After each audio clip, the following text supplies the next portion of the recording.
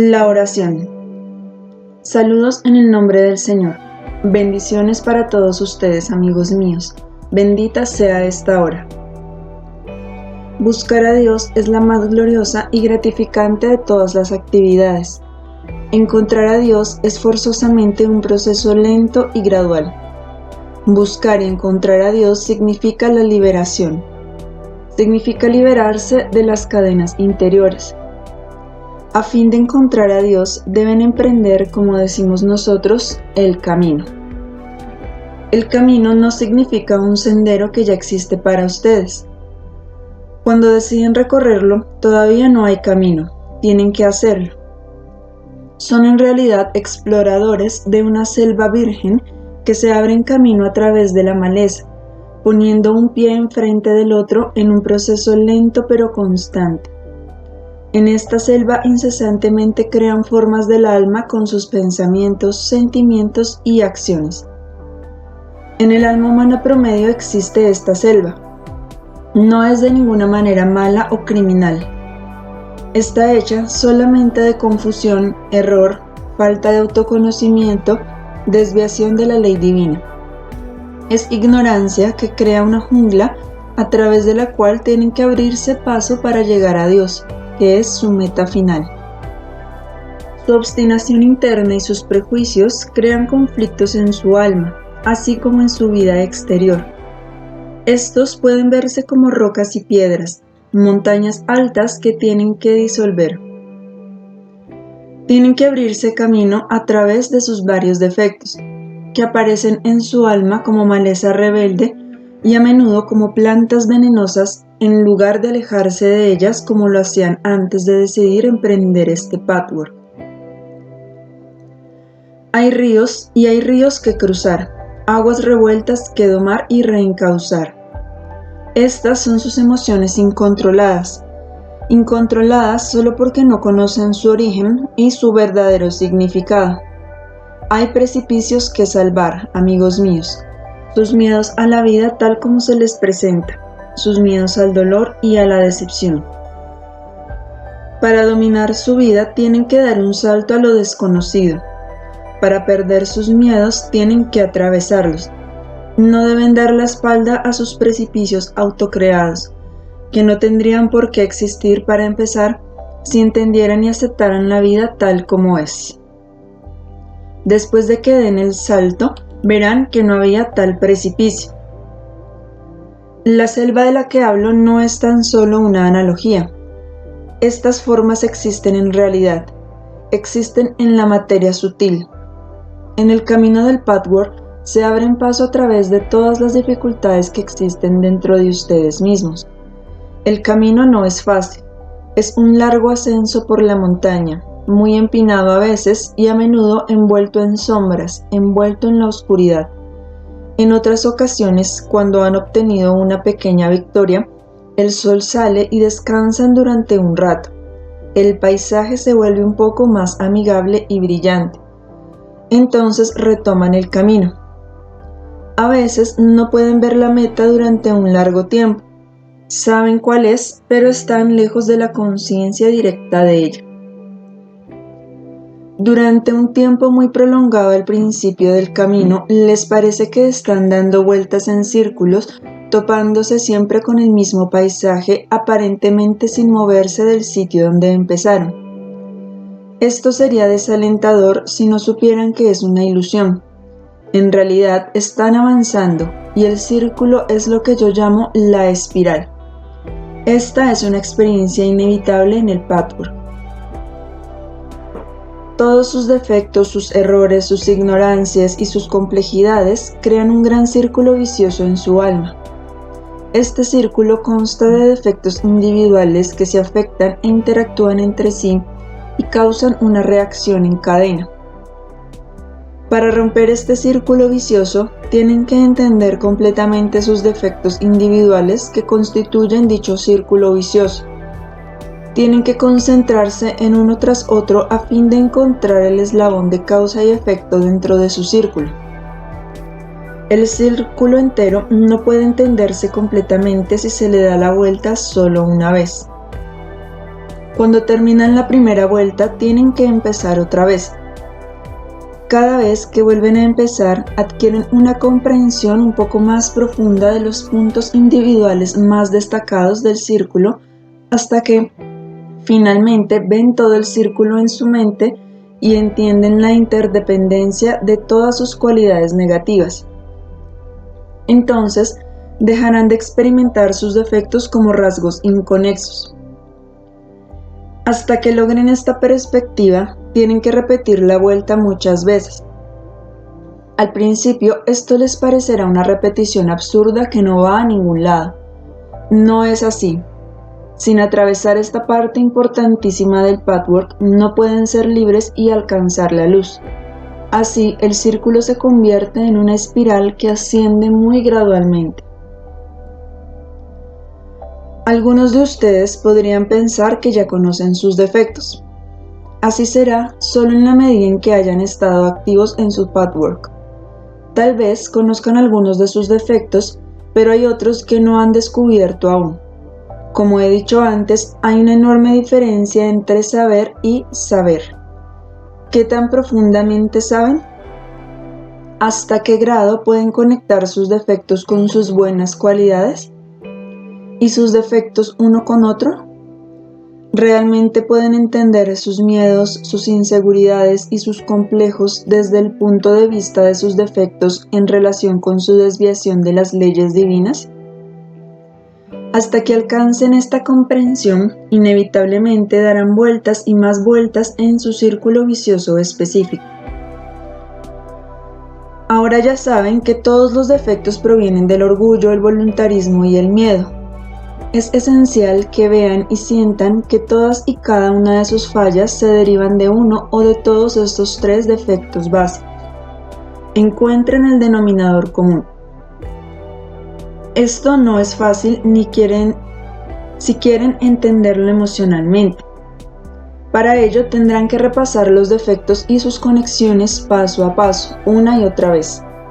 Tienen que seguirle la pista del círculo vicioso hasta que lo capten tan bien que puedan romperlo en un punto. Cada vez que concluyan una vuelta y empiecen la siguiente, seguirán una espiral ascendente.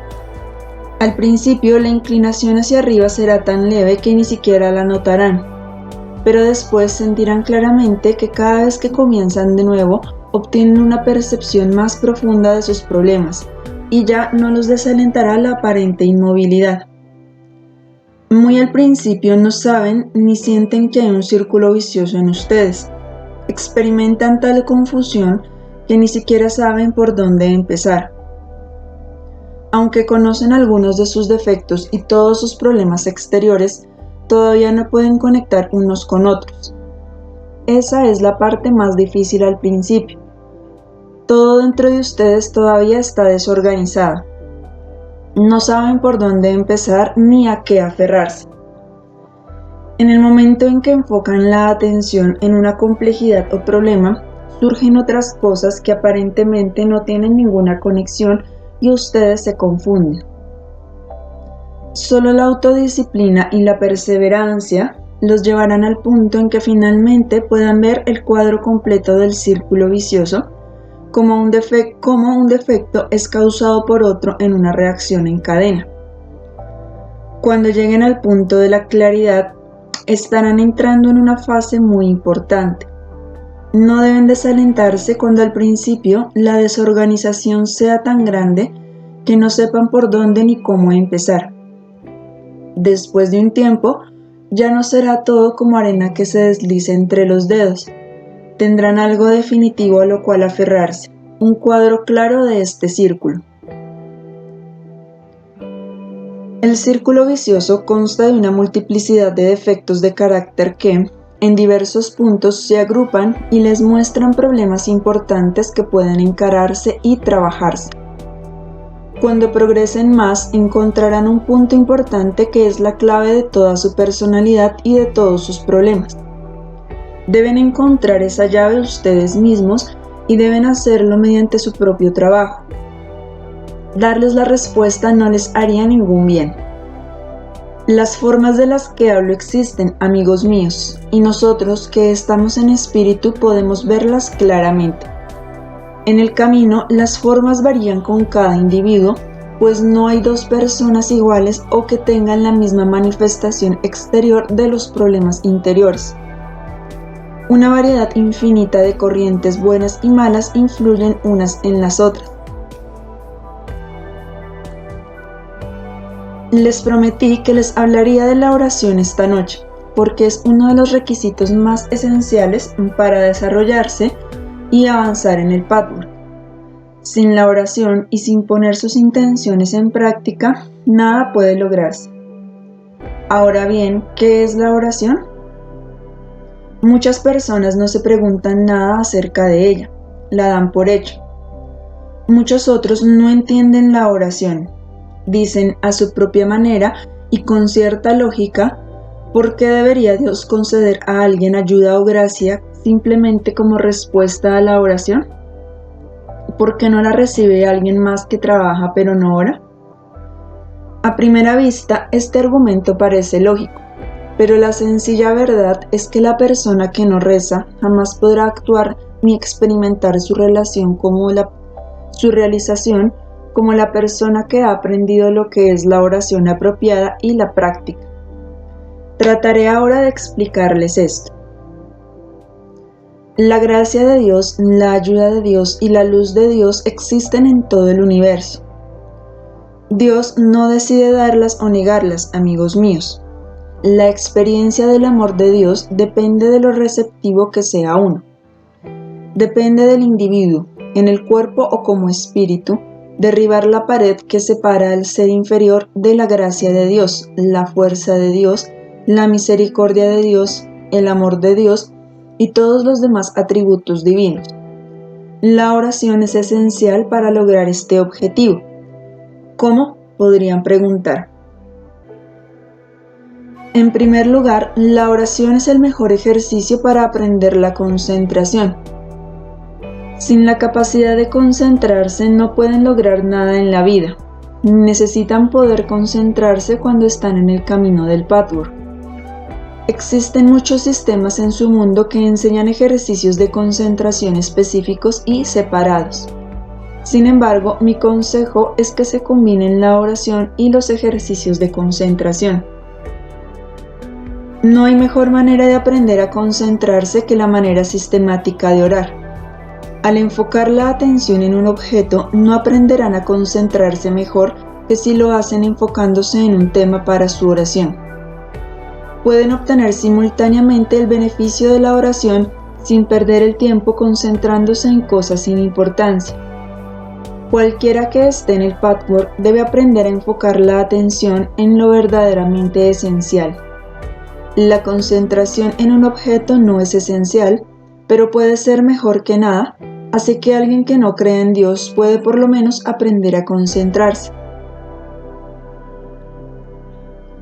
La oración diaria es importante por la concentración y la disciplina que son prerequisitos del proceso de purificación. ¿Cómo pueden estar en este camino del Pathwork si no se dan una disciplina necesaria y regular? ¿Cómo pueden estar en el camino si no pueden concentrarse en la corriente dominante de su vida, específicamente su desarrollo espiritual? Aprenden a concentrarse cuando oran, por ejemplo, por sus seres queridos. Primero se involucran en el proceso mental de pensar en ellos. Luego, a ese proceso mental incorporan sus sentimientos y las profundidades de su alma, sus deseos más profundos de que tengan la gracia de Dios. Deben practicar el mismo procedimiento cuando oren por sus enemigos. Aquí el proceso mental puede no ser tan difícil, pero unir los sentimientos con la buena voluntad puede ser una tarea más larga. Oren por los individuos a quienes conocen, así como por la humanidad y todos los espíritus del universo en su conjunto. Oren por la paz, por la difusión de la verdad y el cumplimiento del plan de salvación. Oren por todas las criaturas ciegas que aún están en la oscuridad. Oren por el proceso de purificación de más y más individuos. Concéntrense en las formas de pensamiento de todo lo que han aprendido, la necesidad del autodesarrollo por medio del autorreconocimiento, el vencimiento del ser inferior, el reencauzamiento de las corrientes equivocadas y la consecución del amor, la hermandad, la humildad y la unión y el desarrollo de todos los seres. Estos pensamientos crean formas claras, luminosas y buenas que definitivamente tendrán un efecto. Por lo menos esta actividad tan creativa les fortalecerá la mente. Desde luego al principio divagarán. Les resultará difícil mantener y enfocar la atención, pero ese es el trabajo que ha de hacerse. Si no se permiten desanimarse por los inevitables obstáculos iniciales, con el tiempo, poco a poco, aprenderán a orar mejor. Cuando sus pensamientos se extravíen, vuelvan a empezar donde se quedaron sin reprocharse, con el mayor relajamiento mental y emocional posible. La oración es un adiestramiento que forma parte de su desarrollo. Además de la concentración y la disciplina que la oración les ayuda a alcanzar, se benefician en el sentido de que su estado mental automáticamente será distinto del que tienen cuando no rezan. Esto ocurrirá en más de una manera. El simple hecho de que decidan dedicar cierto periodo de tiempo todos los días a la oración, haciendo un esfuerzo disciplinado por concentrarse en los demás y expresar deseos generosos, crea de por sí un cambio definitivo en el organismo de sus cuerpos sutiles, así como más tarde en su cuerpo físico. La mayoría de las personas no son capaces de cultivar pensamientos compasivos y buenos a lo largo de su vida diaria. Si bien lo logran en la oración, fuera de ella recaen en los malos hábitos de sus almas errantes. El amor, las buenas intenciones y la buena voluntad generosa pueden expresarse en la oración, pero cuando no están rezando hacen esto solo parte del tiempo. Cuando algo sale mal, la mayor parte de la gente es incapaz de sentir lo que sí puede sentir sinceramente cuando ora. Así que la importancia de la oración reside no solo en que adiestran su capacidad de concentrarse y de disciplinarse. También aprenden a cultivar pensamientos que son incapaces de sentir sinceramente cuando no rezan. Es posible que en la oración les deseen honestamente el bien a quienes los han lastimado. Fuera de la oración todavía no pueden hacerlo. Al principio, para algunas personas esto es difícil incluso en la oración, pero con el tiempo lo lograrán si lo intentan una y otra vez. La oración tiene un maravilloso efecto limpiador en su alma. Desde luego, el objetivo último es que su vida entera se convierta en una oración, pero para eso todavía falta mucho. Ninguno de mis amigos está lo suficientemente avanzado todavía para vivir en serio la oración. Cuando hayan llegado a ese punto, no tendrán que sentarse a cierta hora cada día y rezar, porque entonces emanarán una oración con cada respiro, con cada pensamiento que les cruce la mente. Hasta sus pensamientos inconscientes serán una oración. Ya sé que hay muchas personas, especialmente en estos días, que se obligan a tener pensamientos positivos, pero yo no me refiero a eso. La oración debe venir del corazón, de los lugares más recónditos de la mente. Si las corrientes emocionales no son igual de armónicas que los pensamientos positivos, hay entonces un autoengaño que podría tener mayores repercusiones que si ustedes dijeran clara y sencillamente cuál es su postura en su propia mente. Para encontrar la verdad acerca de ustedes mismos, el abismo que existe entre sus pensamientos y sus sentimientos, es necesaria la oración. Es vital que aprendan a enfocar la atención en ustedes mismos, no egoístamente, sino de manera constructiva. También deben enfocar la atención en sus problemas desde un punto de vista espiritual si quieren progresar en su patwar.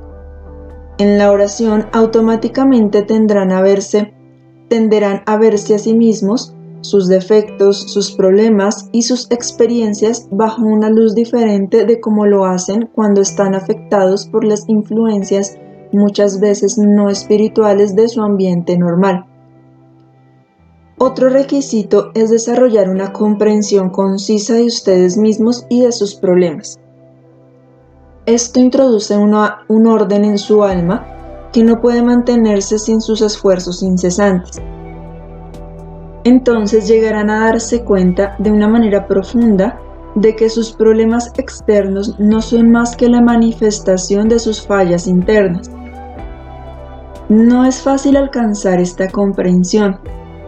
Solo por medio de una expresión clara y concisa, por lo menos en las formas del pensamiento y en las afirmaciones claras, llegarán a este punto.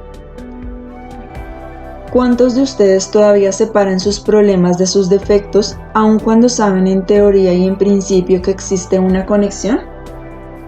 ¿Cuánto trabajo se necesita para hacer la conexión entre ambos elementos? Esa parte del trabajo también debe hacerse en la oración. Si lo prefieren, pueden llamarla meditación, es lo mismo.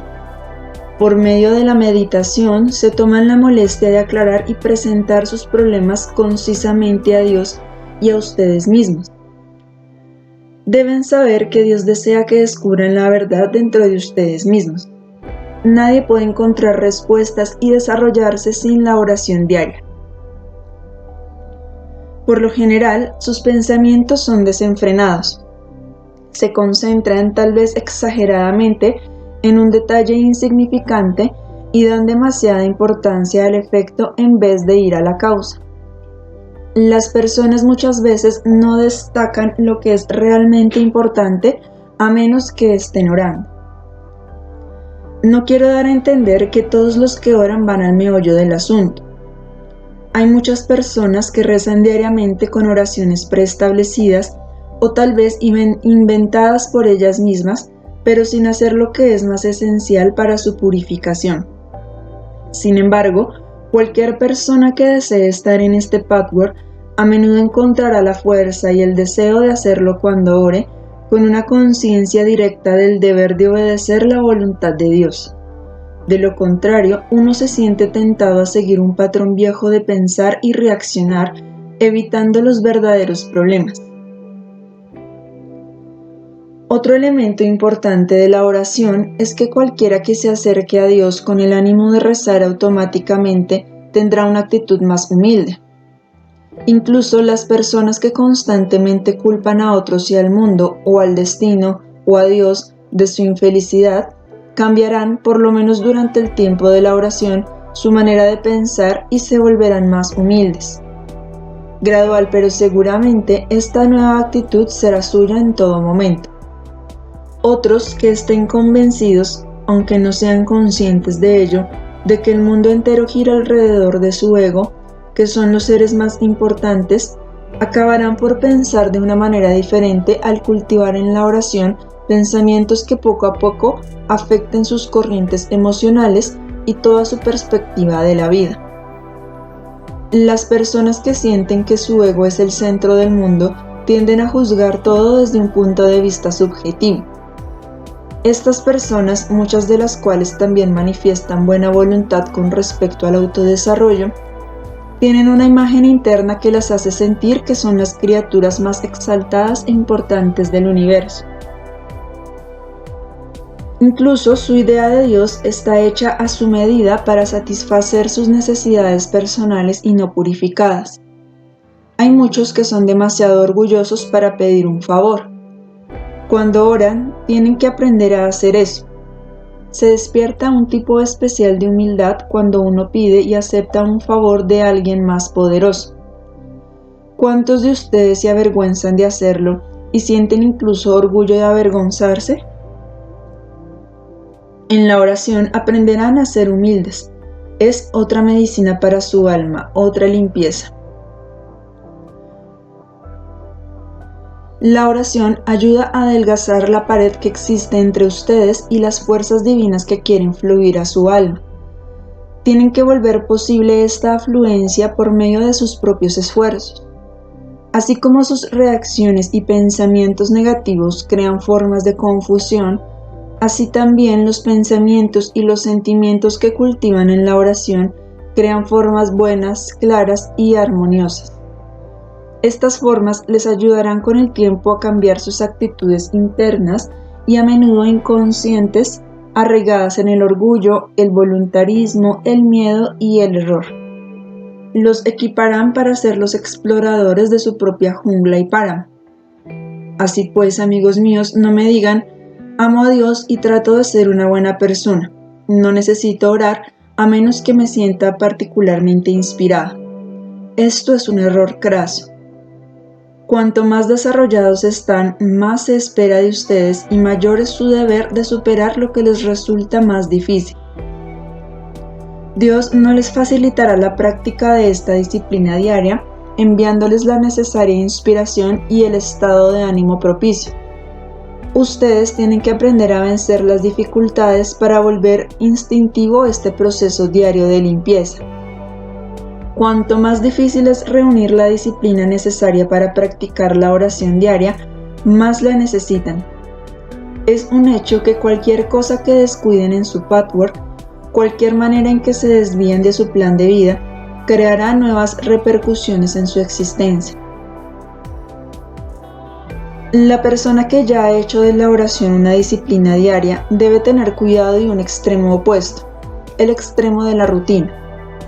Esta última siempre tiende a convertirse en la trampa de muchas cosas buenas.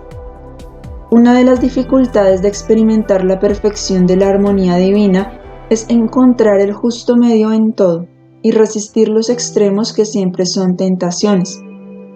Tienen que encontrar un equilibrio apropiado. Cuando digo rutina me refiero a que recen y recen por las mismas cosas y el acto mismo les dé cierta satisfacción como de un deber cumplido. Mientras les cueste trabajo lograr la disciplina diaria, tienen que luchar por alcanzarla. Una vez que oren como acto reflejo, no dejen de hacerlo, sino que vigilen que su oración siga siendo algo vivo. Sean cautelosos de no solo decir palabras que también se hayan convertido en un hábito, y que, aunque sean palabras buenas como tales, ya no tengan para ustedes la misma fuerza que tenían cuando eran nuevas. Además, oren de acuerdo con sus necesidades diarias. Ya saben que no se quedan siempre en el mismo punto, sobre todo cuando están en el patchwork. Sus fases cambian a medida que se mueven alrededor de su círculo vicioso personal. Y la vida les traerá retos y experiencias, grandes o pequeños, de acuerdo con sus necesidades presentes de desarrollo. Así pues, se manifestarán diferentes problemas en diferentes momentos. Sean vigilantes y adapten su oración a sus circunstancias para que sea siempre nueva y viva. A su vez, al transcurrir el tiempo, los diversos puntos de su círculo vicioso irán apareciendo. Cada punto puede surgir a la superficie durante cierto periodo, unas semanas o incluso unos meses a la vez.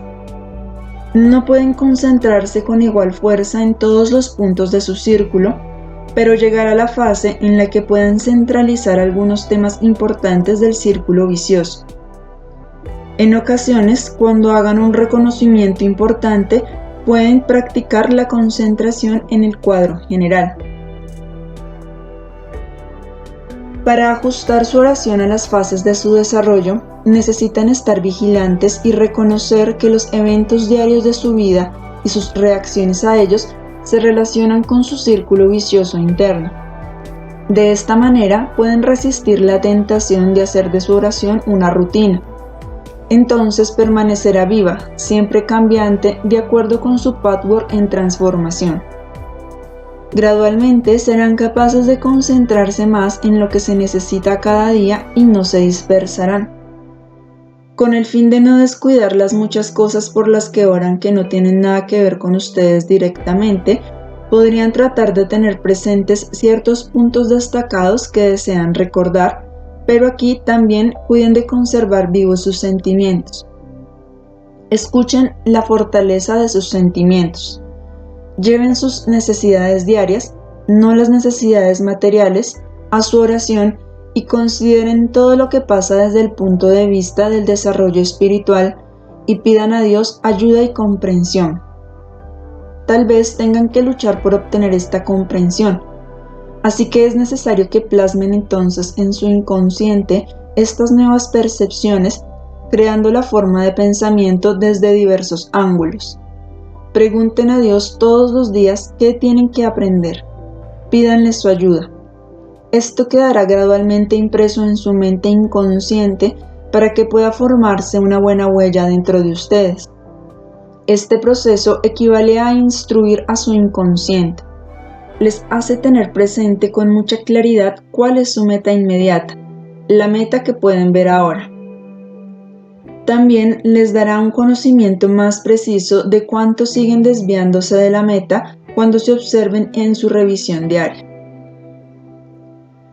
Si los que trabajan de esta manera en el patchwork gradualmente disuelven la pared divisoria que rodea el alma, entonces la fuerza y la ayuda divinas necesariamente fluirán a ustedes. Pero tienen que hacerlo ustedes primero, queridos míos. Pregunta: ¿no es la oración también una confirmación de la fe en Dios? Respuesta: desde luego que sí. Eso es parte de lo que he estado diciendo, aunque no lo expresé de la misma manera. Pregunta: ¿podría darnos 3 o 4 puntos principales de lo que debería ser parte de la oración de todos los días? Respuesta: la propagación de la verdad entre la humanidad, rezar por las almas infelices y los seres humanos en general, orar por los seres queridos, lo cual es fácil. Sus oraciones también deben ser por aquellos a quienes no quieren. Cuanto menos los quieran, más deben orar por ellos. Luego traten de observar sus sentimientos cuando les deseen felicidad. No se engañen. Díganse: una parte de mí desea eso. Otra parte todavía lucha contra los buenos deseos para ciertas personas. De esta manera no vivirán una mentira. Inténtenlo y pidan a Dios que les ayude a sentir en su interior un amor de todo corazón por todos, por lo menos mientras rezan. Todo el mundo debe orar por la paz, por el amor, por la hermandad, por la justicia, por la difusión de la ley divina. Pero solo pueden contribuir a la paz y la hermandad si cultivan estas cualidades dentro de ustedes. Mientras existen en ustedes el odio, el resentimiento y la intolerancia, contribuyen a lo opuesto de todo aquello por lo que rezan. El darse cuenta de que son parte del universo y de que pueden fomentar o entorpecer la verdad divina, la paz y el amor, los hará sentirse más responsables, y su oración por todos estos valores supremos no se divorciará tanto ya de su propio desarrollo ni de su sentido de participación con todas las demás criaturas que existen. El voluntarismo, el orgullo y el miedo inherentes a todos los seres humanos dará paso a la humildad, el amor y la voluntad de que se cumpla la voluntad de Dios en todos los sentidos. Pero no solo recen por esto en general. Traten de observar en ustedes exactamente cuándo y dónde reaccionan, piensan y sienten de manera diferente de lo que agrada a Dios.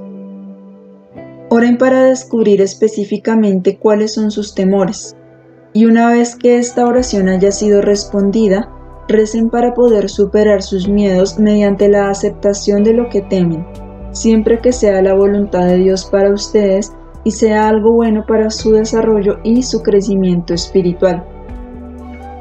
Oren para tener la capacidad de abrazar el dolor, así como la felicidad.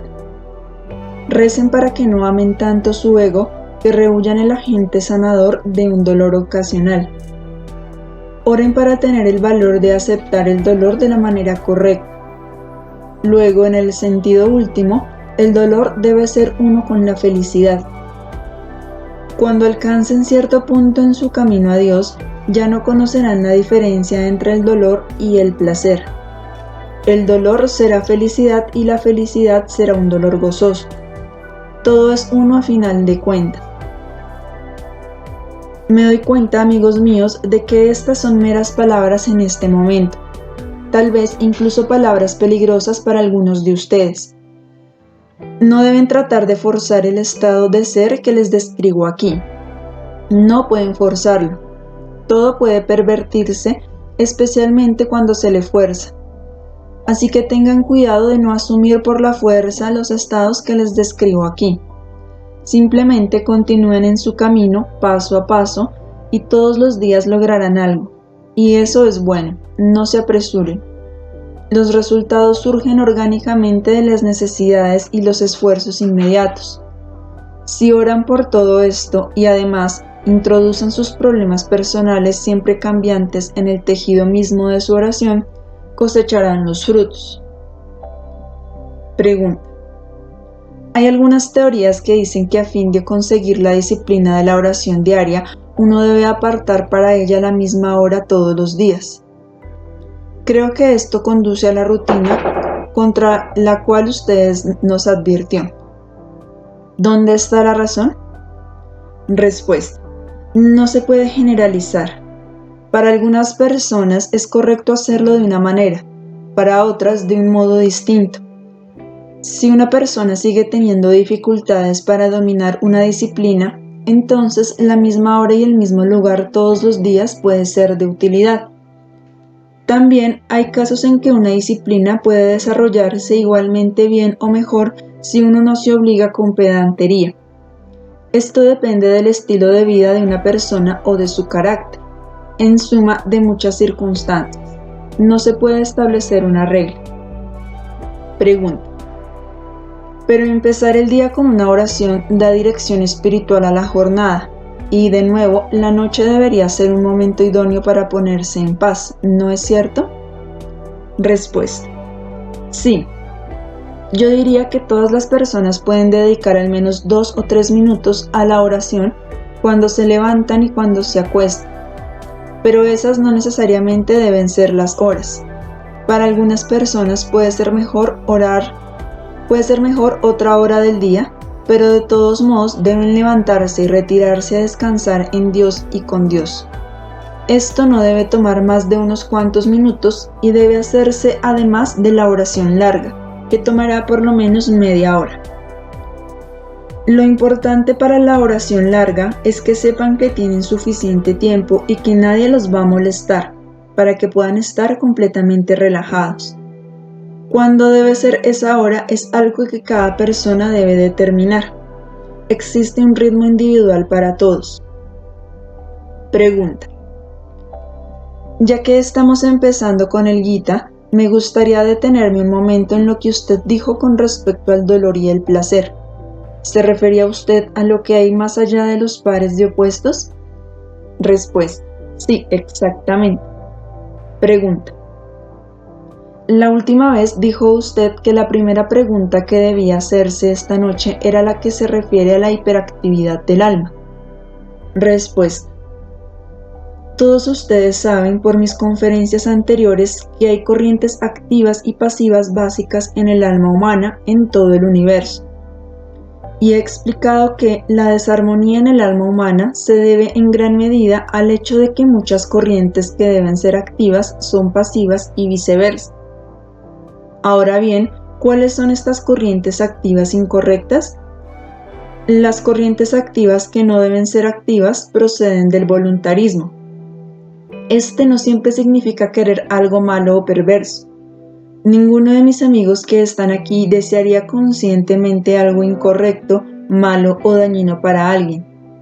Pero donde siempre se manifiesta su voluntarismo, y hablo aquí de una manera general, es, por ejemplo, en el hecho de que no pueden aceptar las imperfecciones del mundo que los rodea y ni siquiera las de ustedes mismos. De una manera que es incorrecta, no aceptan su naturaleza inferior. Su voluntarismo dice: quiero que las cosas sean distintas. No debe existir la injusticia. Esta persona está equivocada y esto no debe ser. No lo acepto. Existe una diferencia muy sutil pero definitiva entre saber lo que está mal y con toda humildad aceptar el mundo en el que Dios los puso. En teoría, todos ustedes saben eso, pero no lo aplican en la práctica. Cada uno de mis queridos amigos tiene momentos en que se rebela contra el hecho de que esta vida es imperfecta. No se les ocurre tampoco la idea de que es bueno para ustedes que se les haya colocado en medio de una imperfección que muchas veces es similar y muchas veces diferente de la suya propia. Tampoco se les ocurre la idea de que en realidad se están peleando con Dios cuando se rebelan contra las situaciones en las que están. Sus corrientes hiperactivas gradualmente encontrarán su cauce en los canales destinados a ellas cuando aprendan a aceptar con humildad el mundo tal como es y cuando permitan emocionalmente a otras personas estar equivocadas.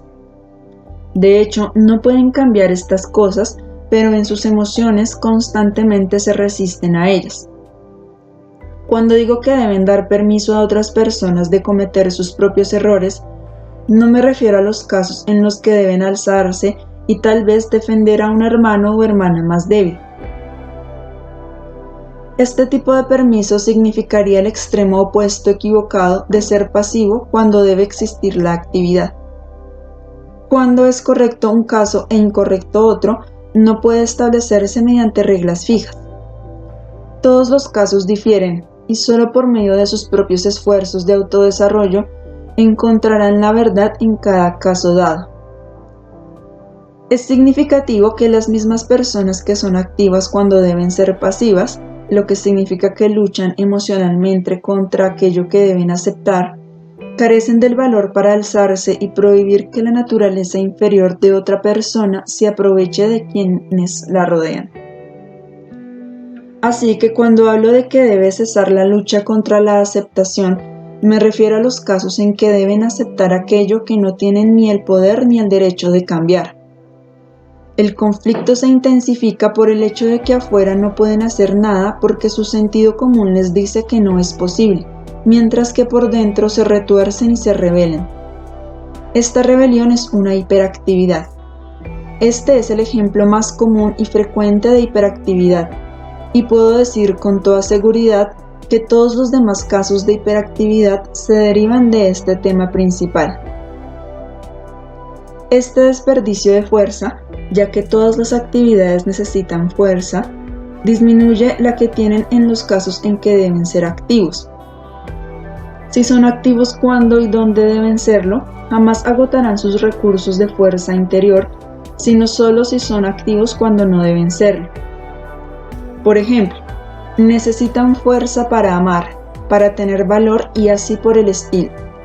Pero si su fuerza es desperdiciada por sus corrientes equivocadas, no queda suficiente para usarla donde y cuando deben tenerla y necesitarla, y por lo tanto su alma se desordena. Sabiendo todo esto, podrán empezar a reordenar sus corrientes equivocadas. Vean sus sentimientos interiores de presión y rebeldía. Analícenlos desde este punto de vista y entenderán mejor su significado. Cuanto más lo entiendan, más podrán cambiar estas corrientes. La presión que las personas sienten dentro de ellas se debe, en muchos casos, a su incapacidad de aceptar lo que deben aceptar, o, dicho de otro modo, a una hiperactividad del alma. ¿Queda claro? Pregunta: ¿cuál es el significado psicológico y espiritual del deseo de muerte? Respuesta: el significado espiritual es el deseo del ser inferior de rechazar la vida en el sentido espiritual. La vida en el sentido espiritual significa la lucha, el esfuerzo y todos los muchos requisitos necesarios para salir de la oscuridad o de la muerte espiritual. Alcanzar la luz y la libertad, alcanzar la luz eterna, no puede lograrse sin la lucha que ha de darse en el camino. Solo pueden hacerlo mediante sus propios esfuerzos. Nadie puede ni quiere hacerlo por ustedes. Dios no va a hacerlo por ustedes. Les ayudará si tienen el deseo sincero de hacerlo. Si no quieren rehuir o aplazar este trabajo, les brindará una incalculable ayuda. Pero no lo hará por ustedes. Eso no puede ser. Su aplazamiento, su desidia, su pensamiento fantasioso de que, después de todo, podría no ser necesario este esfuerzo, son, todos ellos, síntomas del deseo de muerte que surge de la pereza del alma. El sentimiento oculto de que esto es innecesario y de que las circunstancias después de la muerte son quizás muy diferentes constituye el deseo de muerte. Porque si lo que desean en esa parte de su naturaleza fuera cierto, no habría dicha, ni luz, ni vida eternas, amigos míos. Desean la muerte, desde luego, porque no quieren hacer el trabajo ustedes mismos. Si el trabajo pudiera hacerse sin la intervención de ustedes, no tendrían este deseo de muerte. Un ateo es el ejemplo más típico y más fuerte de una persona que tiene el deseo de muerte. ¿Por qué se aferra obstinadamente el ateo a su tipo particular de superstición, que consiste en afirmar que no hay nada después de la muerte? Los ateos dicen que la persona religiosa es fantasiosa, soñadora e idealista. Y yo sostengo lo contrario, amigos míos. El ateo es el fantasioso.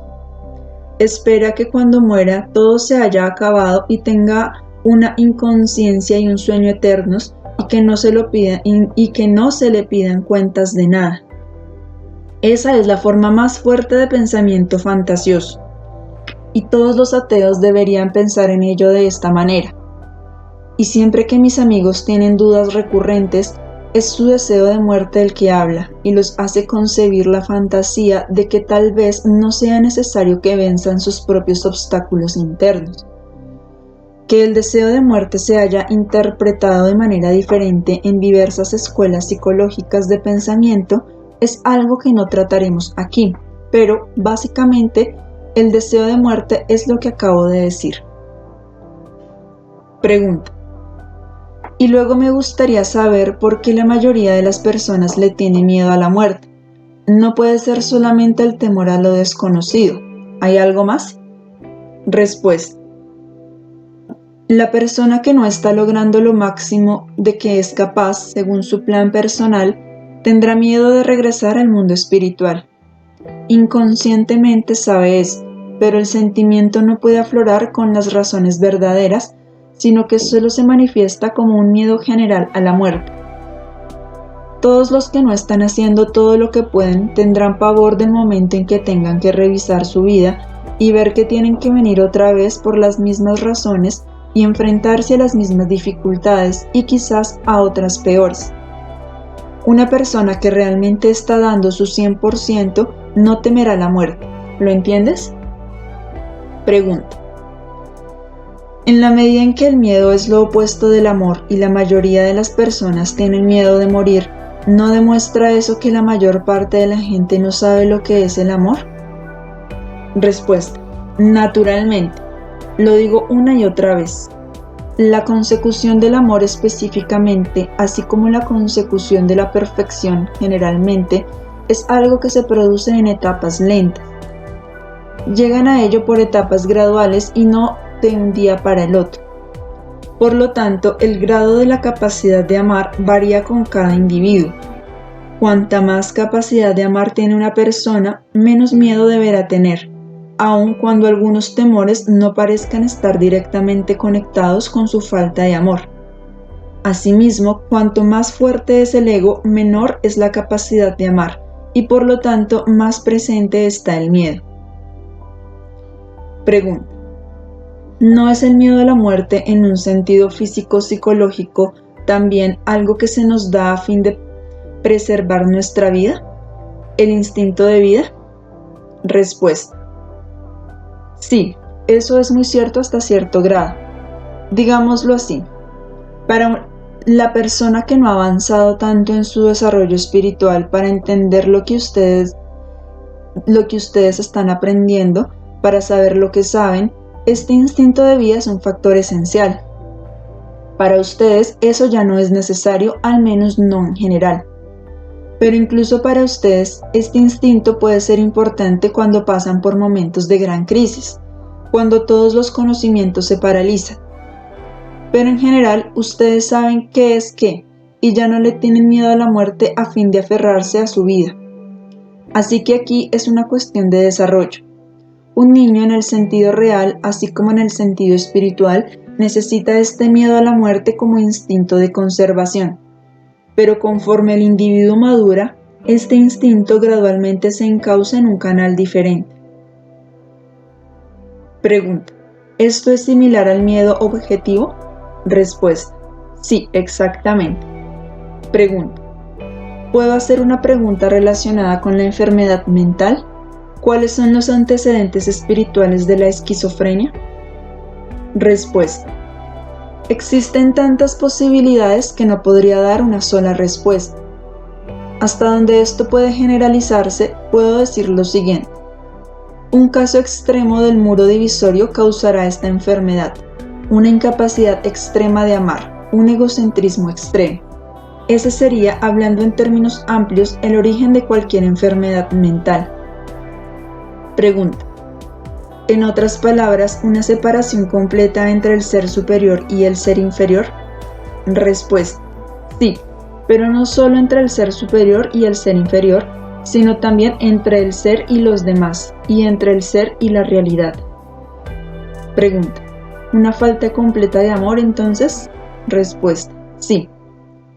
Pregunta: la mayoría de las personas que aman inmensamente la vida tienen más miedo de morir que aquellos que no aman la vida.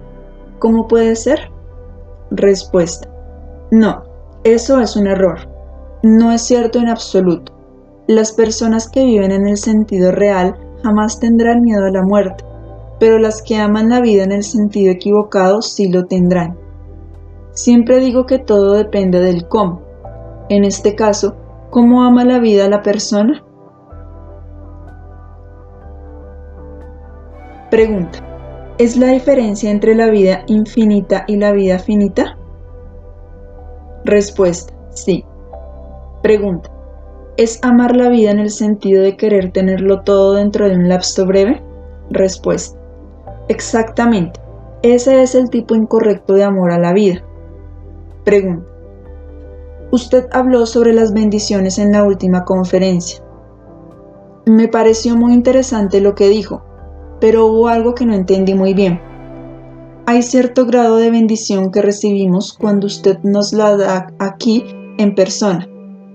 ¿Cómo se compara eso con las bendiciones que nos da cuando después las escuchamos en nuestras cintas grabadas y no estamos en su presencia, o cuando leemos las bendiciones impresas? Respuesta: el principio es el mismo que esbocé al hablar de la oración. La bendición siempre está aquí y depende de su capacidad para recibirla. En teoría, sería igualmente fácil recibir una bendición por radio, en un libro o de cualquier otra manera a larga distancia. Pero la verdad es que es mucho más probable que no sean receptivos sin ciertos estimulantes. En la belleza de la naturaleza, o cuando escuchan música hermosa, o después de una conferencia como esta, su corazón y su alma estarán receptivos y abiertos, y la bendición que puedo dar o traer puede fluir a ustedes. Ustedes saben que no hay distancia en el espíritu, así como no hay tiempo, así que la distancia no importa. Nuestros amigos de Suiza, por ejemplo, podrían recibir en este mismo instante estas bendiciones al igual que ustedes, con la condición de que estén tan abiertos a ellas como ustedes. Eso es lo importante. Pregunta: ¿es cuestión de sintonizarse? Respuesta: exactamente. Queridos míos, me retiraré otra vez a mi mundo y quiero decirles a cada uno de ustedes que hasta su esfuerzo más pequeño es reconocido. No crean ni por un momento que si un buen pensamiento o el cumplimiento de una buena intención suya no es vista por sus congéneres, ello significa que sí pierde. Digo esto a algunos de mis amigos. Por el contrario, Dios lo sabe, Dios lo ve, y los frutos de esa acción llegarán sin duda, aún más si nadie salvo ustedes lo sabe. Y de este modo, queridos míos, reciban este fuerte rayo de amor que llega a cada uno de ustedes, tanto a los que están aquí como a los que están lejos. Lleven este amor a su corazón. Vayan en paz, vayan con Dios.